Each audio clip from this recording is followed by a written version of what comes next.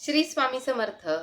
तर हा जो अनुभव आज मी तुम्हाला शेअर करणार आहे, तो अतिशय भावनिक अनुभव आहे आणि महाराजांची कृपा काय असते ते सिद्ध करणारा अनुभव आहे. कारण की खूप दिवस झाले मला हा अनुभव जो होता तो तुमच्यासोबत शेअर करायचा होता आणि काही ना काही कारणास्तव राहूनच जात होता आणि एक दिवस काल अचानक ताईंचा फोन आला, की ताई माझा अनुभव केव्हा शेअर करणार आहे? म्हटलं आज व्हिडिओ बनवूनच टाकूयात. कारण की बाकीचेही भरपूर जे अनुभव आहे ते येऊन पडले आहेत. ते पण शेअर करायचे. पण आजचा जो अनुभव आहे, तो नम्रता खेर ताईंचा आहे, लातूरकर. तर त्यांचा हा अनुभव आहे. अनुभव अतिशय भावनिक आहे. आणि मेन म्हणजे महाराज आपण सध्या आपण जन्माला आलो, तर आपल्या प्रत्येकाचे प्रारब्ध आपण सोबत घेऊन येतो आणि ते प्रारब्ध आपल्याला भोगायचे असतात. तसंच असं म्हणतात, की एखाद्याला गर्भ राहिला आणि त्याचं जर मिसकॅरेज वगैरे झालं, तर ते त्या जीवाचं प्रारब्ध असतं. तर तसंच ताईंसोबत झालं. गेली 10 वर्ष त्या बाळासाठी प्रयत्न करत होत्या आणि बाळासाठी प्रयत्न करत असताना त्यांनी भरपूर डॉक्टर ते सगळं केलं. पण त्यांना रिझल्ट मिळत नव्हता. तर असंच एक अचानकच त्यांच्या शेजारच्या काकूनी त्यांना सांगितलं, की तुम्ही स्वामी सेवा करा म्हणून.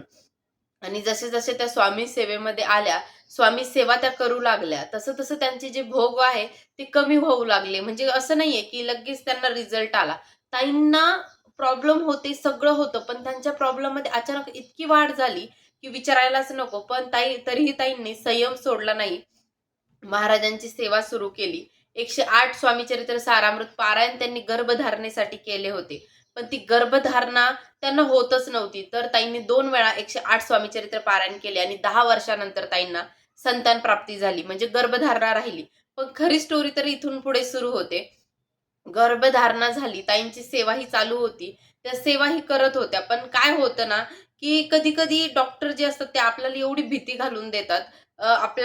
त्यांची प्रेग्नन्सीचे 4 महिने खूप सुरळीत गेले आणि 5वा महिना त्यांचा संपत आला होता आणि 5व्या महिन्यात आपल्याला एक सोनोग्राफी असते बघा आणि ती खूप महत्त्वाची सोनोग्राफी असते. आपल्या सगळ्यांकडे त्याला कलर सोनोग्राफी असं म्हणतात. एनिमल स्कॅन असं त्याचं नाव आहे.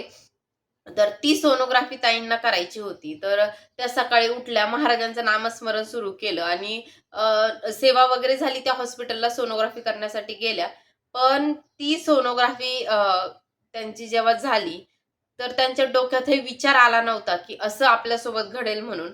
डॉक्टरांनी स्पष्ट शब्दात सांगितलं, की बाळाच्या मेंदूमध्ये पाणी होतंय म्हणून आणि म्हणजे असाच प्रॉब्लेम होता. बाळाच्या मेंदूत पाणी होतंय आणि बाळाची वाढ कमी आहे. म्हणजे त्यांचे 5व्या महिन्यापेक्षा थोडी बाळाची वाढ कमी दाखवत होते. तर असा प्रॉब्लेम त्या ताईंना डॉक्टरांनी सांगितला आणि डॉक्टरांनी त्यांना एक सजेस्ट केलं, की तुम्ही हा हा जो गर्भ आहे तो काढून टाकलेलाच बरा.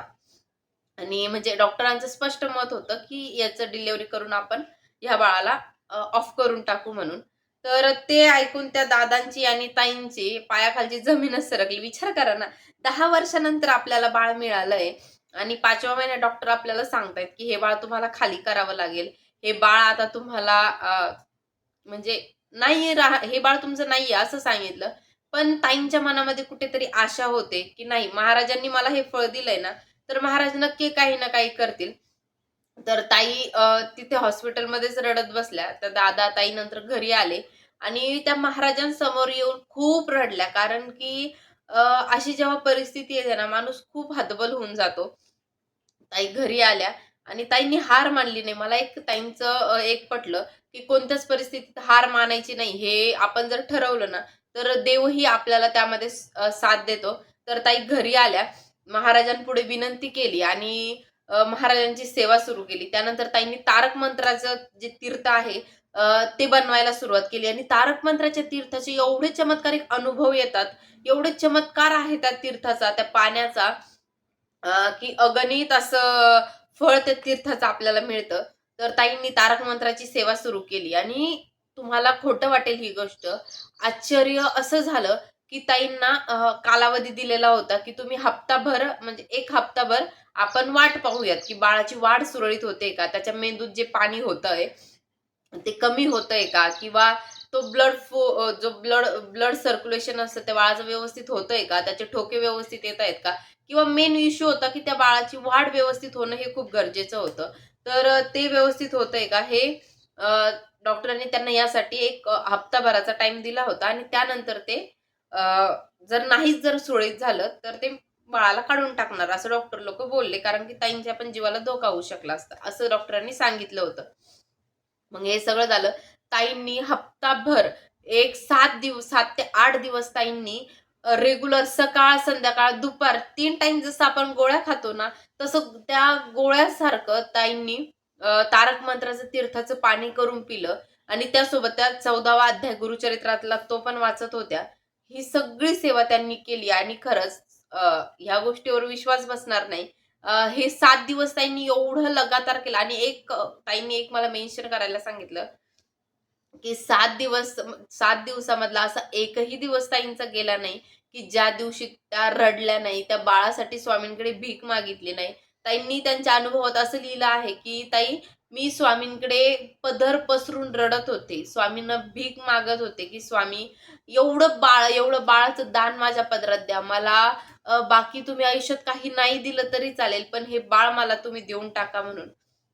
एवढ्या रडायच्या ताई सकाळ संध्याकाळ त्या रडत म्हणजे त्यांचं एवढं होतं, की त्या जेव्हा सेवा करायच्या ना, तेव्हा सुद्धा त्यांना रडू यायचं. एवढं त्या ताईंना त्या बाळाची ओढ लागली होती. कारण की 5 महिने हे काही थोडे नाही हो. आपली त्या बाळासोबत अटॅचमेंट होते. 5व्या महिन्यामध्येच आपल्याला त्या मूव्हमेंट फील व्हायला लागतात. आणि एका आईसाठी हा खूप भावनिक क्षण असतो, की 9 महिने जरी तिला त्रास असला, जरी सगळं गोष्टी आहे, पण तिला तिचं बाळ भेटणार आहे, ते पण एवढ्या वर्षानंतर. तर ती फिलिंगच काहीतरी वेगळी असते. आणि जेव्हा पण सोनोग्राफीला आपण जातो ना, जेव्हा प्रेग्नंट असतो, प्रत्येक महिन्याला एवढी धाकधूक मनामध्ये असते, ह्या महिन्यात काय सांगतील, मला माझं बाळ दाखवतील का नाही? तर असं होतं खरं. तर त्यानंतर 7 दिवस ताईंनी सकाळ संध्याकाळ दुपार तारक मंत्राचं तीर्थ करून त्या स्वतः पिल्या.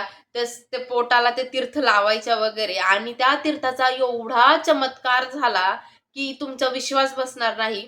जेव्हा 7 दिवसानंतर त्या सोनोग्राफी करायला गेल्या, त्या दिवशी सकाळी त्या तारक मंत्राचं तीर्थ पिऊन गेलेल्या होत्या. सोबतही ते तीर्थ घेऊन गेलेल्या होत्या. त्या जेव्हा सोनोग्राफीच्या अगोदर आपल्याला पाणी प्यायला सांगतात, ते तीर्थच ताई पीत होत्या. आणि तीर्थाचा एवढा मोठा चमत्कार, एवढं मोठं असं घडेल असं वाटलंही नव्हतं. त्या बाळाचे सोनोग्राफीमध्ये सगळे रिपोर्ट नॉर्मल आले. बाळही अगदी व्यवस्थित होतं.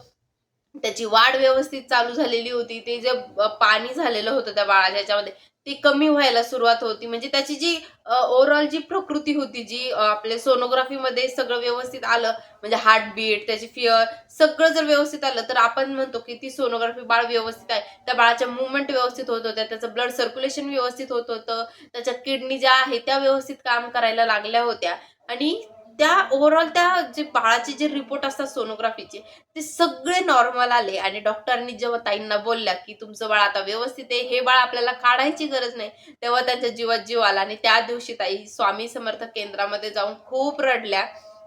खूप म्हणजे इतकं रडल्या, की अक्षरशः ताईंना म्हणजे जे आपण म्हणतो ना सफोकेशन व्हायला लागलं होतं. एवढं त्या हसून रडल्या. कारण की एका आईला तिचं बाळ भेटणं आणि ते पण ह्या सिच्युएशनमधून परत भेटणं ही खूप मोठी दैवी गोष्ट आहे. आणि हा चमत्कार खरं होऊ शकतो जर आपण सेवा तेवढी मनापासून केली, तेवढ्या काय म्हणतात एफर्ट्स देऊन जर केली ना, खरं हे सगळं शक्य आहे. फक्त आपल्याला त्या सेवा करणं खूप गरजेचे आहे आणि महाराजांवर अतोनात विश्वास ठेवणं हेही खूप गरजेचं आहे. तुम्हाला हा अनुभव कसा वाटला हे मला कमेंट करून नक्की सांगा. तुमचे असे अनुभव असतील तर आपलं साक्षी लाईफस्टाईल इन्स्टा पेज आहे, तिथे तुम्ही अनुभव शेअर करू शकता. श्री स्वामी समर्थ.